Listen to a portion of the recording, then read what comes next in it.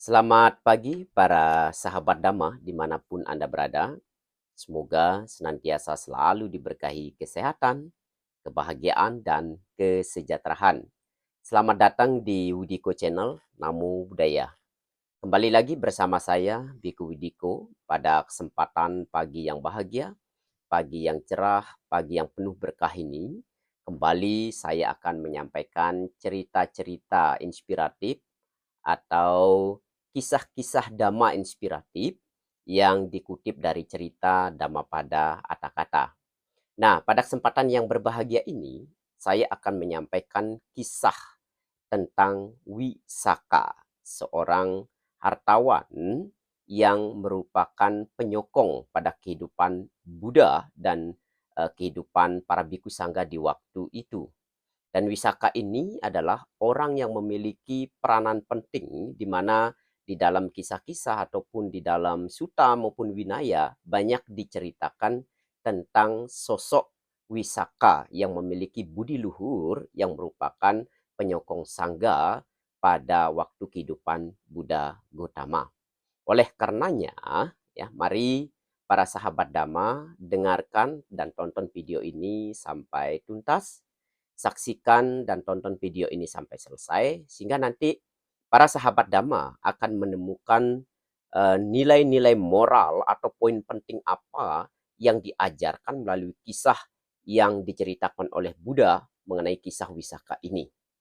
Karena kalau Anda mendengarkan dan menyimak atau menonton sampai selesai, saya yakin para sahabat Dhamma nanti akan menemukan nilai penting atau nilai moral yang bisa diambil, yang bisa dipetik dari kisah atau cerita ini, lalu bisa dipraktekkan, lalu bisa diterapkan di dalam kehidupan sehari-hari.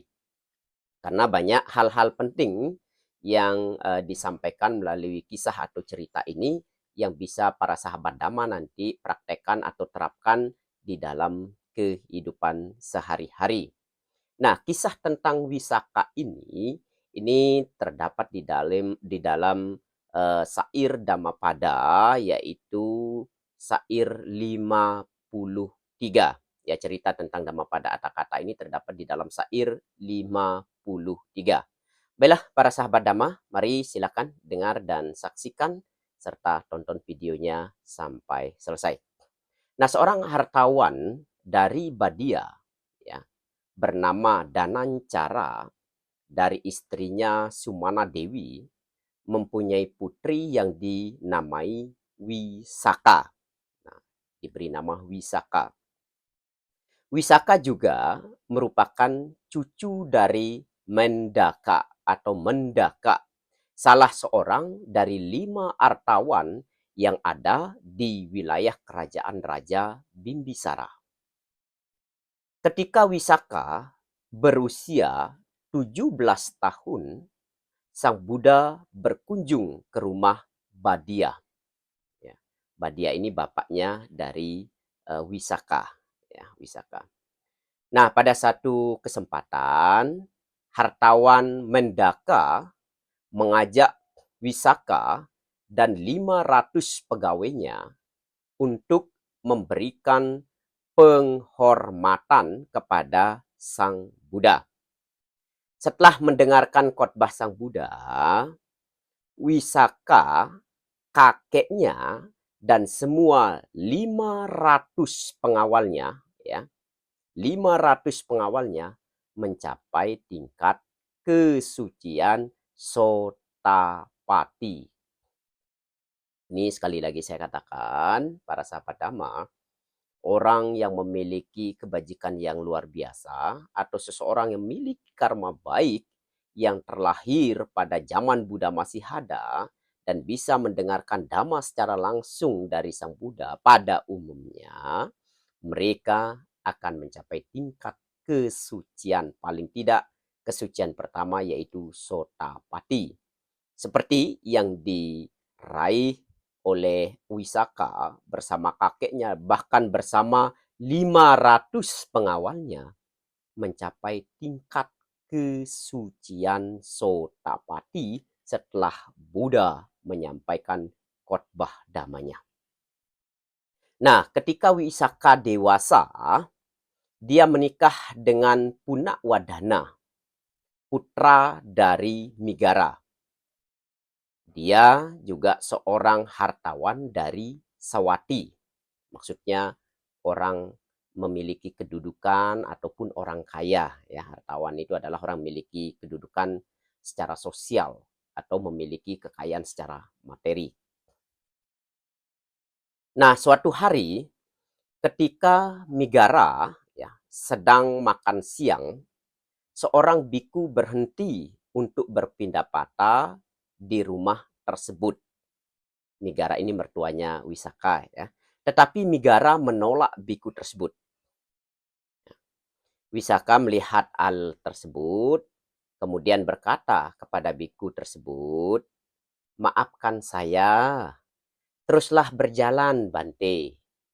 Ayah mertua saya hanya makan makanan basi." Nah, kira-kira kalau Anda sebagai mertua mendengarkan kata-kata seperti ini tersinggung tidak? Pasti tersinggung. Nah, begitu juga yang dialami oleh Migara ini. Ketika mendengar Wisaka mengucapkan kata-kata tersebut, "Berjalanlah Bante, ayah mertua saya hanya makan makanan basi." Nah, mertuanya ini yang bernama Migara ini pun tersinggung mendengar kata-kata Wisaka seperti itu. Nah, mendengar hal tersebut, ya, Migara atau mertuanya ini menjadi sangat marah dan menyuruhnya untuk pergi, menyuruh Wisaka pergi dari rumahnya. Tetapi Wisaka mengatakan bahwa ia tidak akan pergi dan dia akan memanggil 8 wali yang dikirim oleh ayahnya untuk menemaninya dan menasehatinya. Wali-wali tersebut akan memutuskan apakah Wisaka bersalah atau tidak bersalah dengan ucapan yang disampaikan tadi ketika ada Bante yang berpindah patah itu. Nah, ini nanti ada walinya yang memutuskan apakah apa yang diucapkan oleh Wisaka tersebut salah atau tidak. Nah, ketika para wali telah berkumpul, Migara berkata, "Ketika saya sedang makan nasi dan susu dengan mangkuk emas saya, Wisaka mengatakan bahwa saya makan makanan kotor dan basi. Untuk kesalahan itu, saya akan mengirimnya pulang." Kemudian, Wisaka menjelaskan sebagai berikut. "Ketika saya melihat ayah mertua saya membiarkan seorang biku berdiri untuk berpindah patah, saya berpikir bahwa ayah mertua saya tidak melakukan perbuatan baik pada saat itu. Beliau hanya makan hasil dari perbuatan baiknya yang lampau. Maka saya mengatakan, ayah mertua saya hanya makan makanan basi. Sekarang tuan-tuan, apakah Anda pikir saya bersalah?" kata Wisaka. Para wali memutuskan bahwa Wisaka tidak bersalah.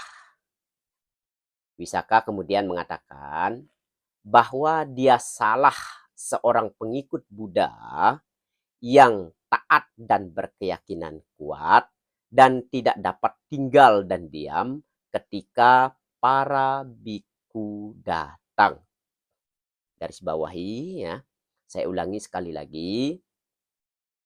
Wisaka mengatakan bahwa saya adalah seorang pengikut Buddha yang taat dan berkeyakinan yang kuat dan tidak dapat tinggal diam ketika para biku datang. Juga apabila dia tidak diberikan izin untuk mengundang para biku untuk menerima dana makanan dan persembahan lainnya, dia akan meninggalkan rumah. Maka Wisaka memperoleh izin untuk mengundang Sang Buddha dan para biku ke rumah mertuanya. Keesokan harinya, Sang Buddha dan murid-muridnya diundang ke rumah Wisaka. Ketika dana makan telah disajikan, Wisaka mengundang ayah mertuanya untuk bersama-sama mendanakan makanan tersebut.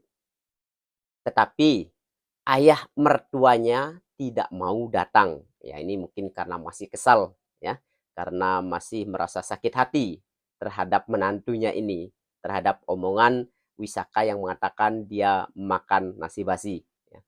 Nah, setelah makan siang berakhir, sekali lagi dia mengundang ayah mertuanya.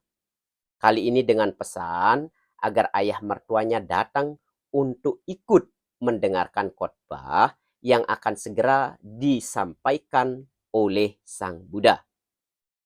Ayah mertuanya merasa bahwa tidak seharusnya dia menolak untuk kedua kalinya.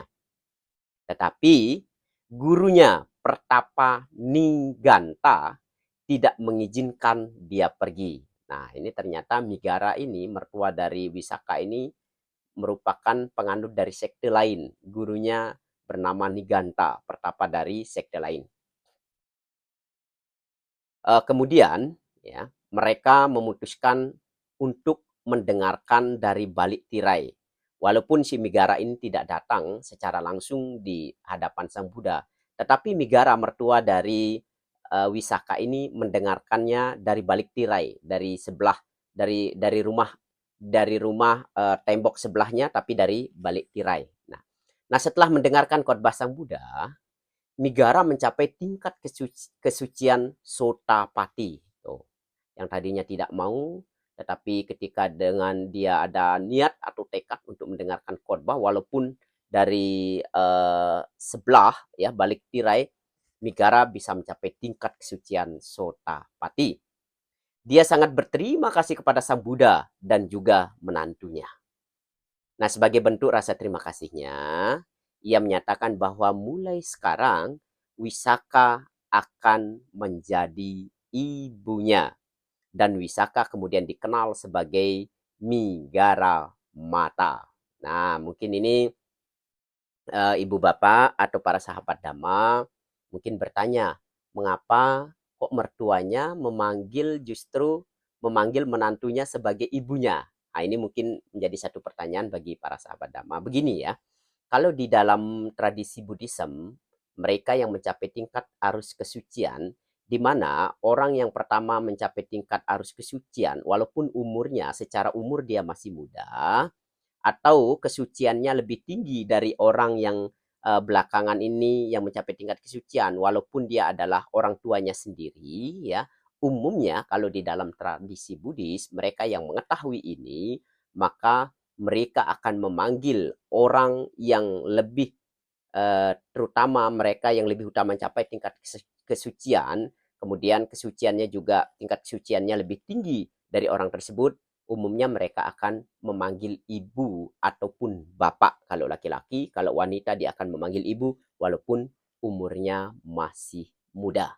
Seperti yang dilakukan oleh Migara, mertua dari Wisaka ini memanggil Wisaka sebagai ibunya.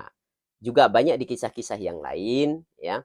Banyak kisah-kisah yang lain, seorang anak juga memanggil bapaknya sebagai anak. Nih di dalam cerita-cerita Dhammapada Kata juga banyak kisah yang diceritakan seperti itu. Itu karena kemampuan pencapaian dari tingkat kesuciannya itu yang membuat mereka memanggil ibu ataupun ayah dari seseorang yang mencapai tingkat kesucian walaupun usianya masih muda. Kita lanjut ceritanya. Wisaka mempunyai 10 anak laki-laki dan 10 anak perempuan. Ya, 10 anak laki-laki dan 10 anak perempuan. Berarti memiliki berapa? 20. 20 anak, ya. Perempuannya 10, laki-lakinya 10. Wah, ini zaman dulu seperti ini biasa ya, karena di kampung kita pun juga masih ada yang memiliki anak 12, 13 dan itu utuh semua ya. Jadi tidak heran kalau pada zaman 2600 tahun yang lalu seseorang bisa memiliki begitu banyak seperti ini, itu adalah hal yang biasa ya, hal yang wajar.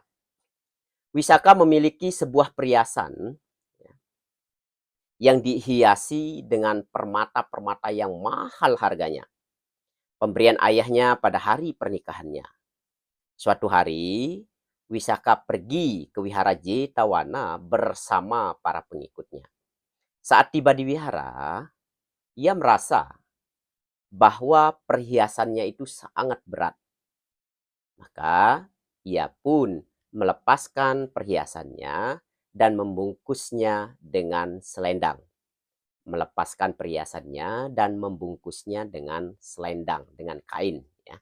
Memberikan kepada pelayannya untuk dibawa dan dijaganya.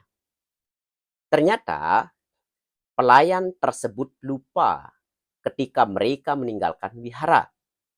Sudah menjadi kebiasaan yang Arya Ananda atau Biku Ananda menyimpan barang-barang yang ditinggalkan oleh umat di wihara tersebut.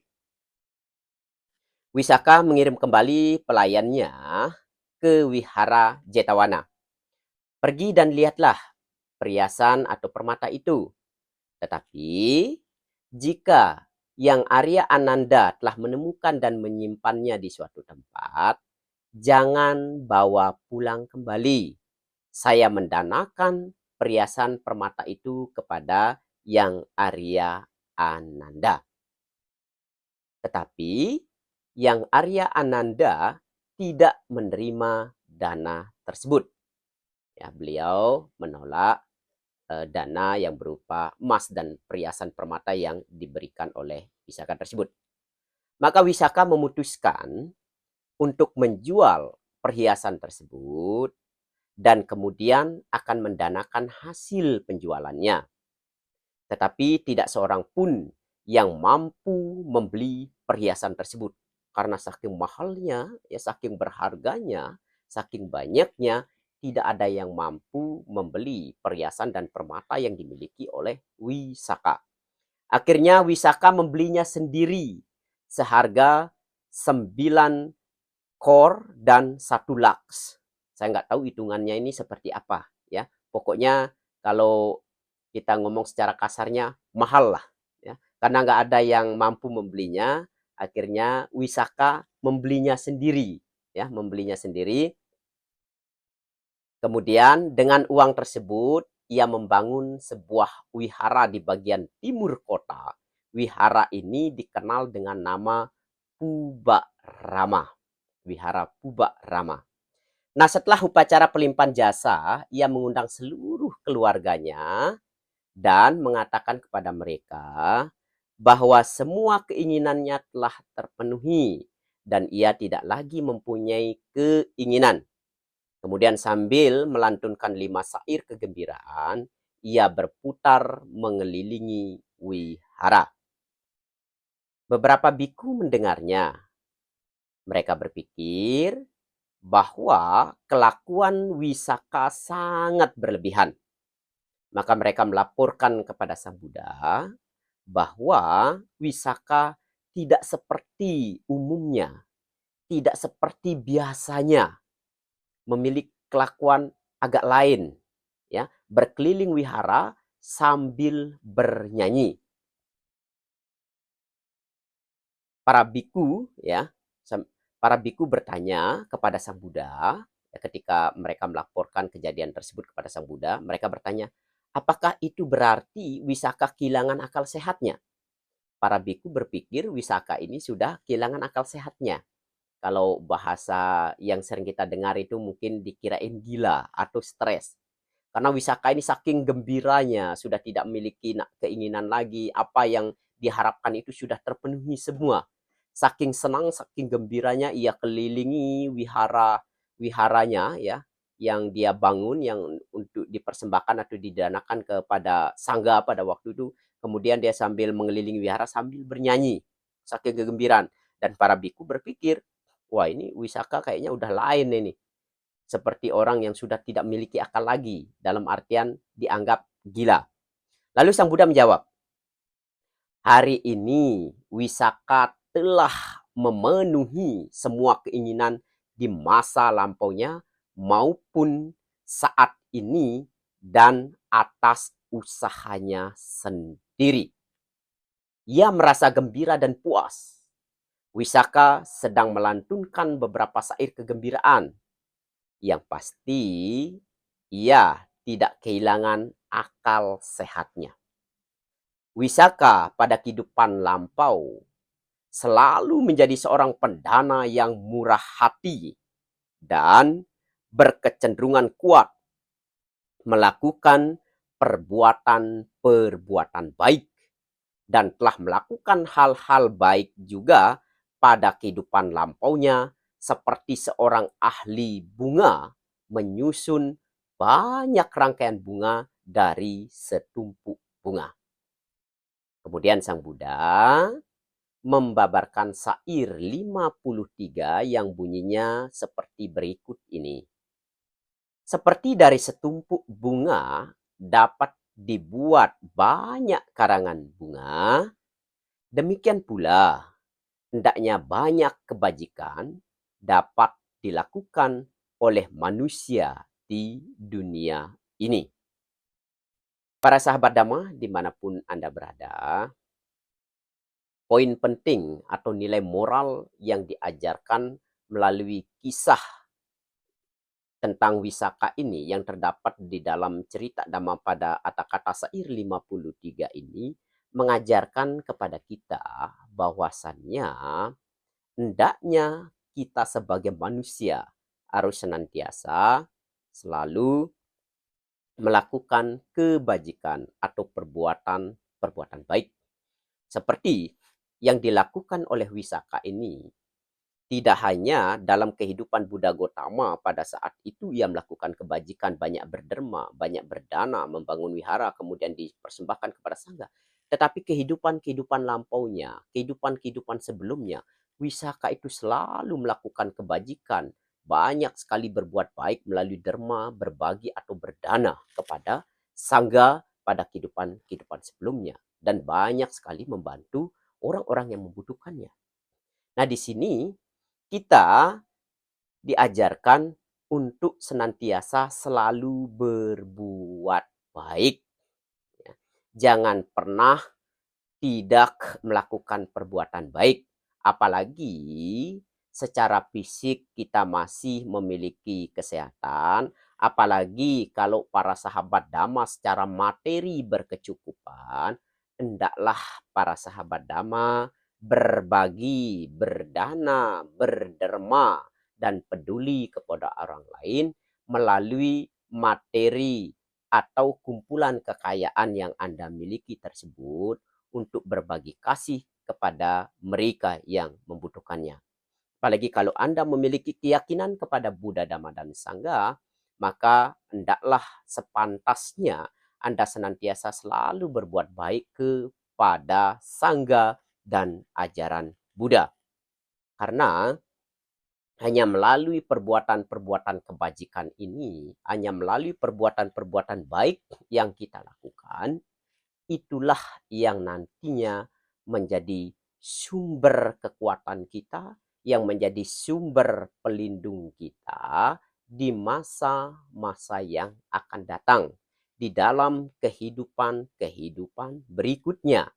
Oleh karenanya, para sahabat Dhamma, mari kita senantiasa tidak bosan-bosannya untuk selalu berbuat baik, mengulang terus kebajikan atau perbuatan-perbuatan baik di dalam kehidupan kita saat ini, di dalam kehidupan kita sekarang ini. Selagi kita memiliki kesempatan, selagi kita memiliki waktu untuk melakukan perbuatan baik, maka lakukanlah perbuatan baik tersebut. Jangan pernah menunda ketika Anda memiliki kesempatan untuk berbuat baik. Karena kesempatan untuk kedua kalinya tidak akan pernah sama dari kesempatan yang pertama tersebut.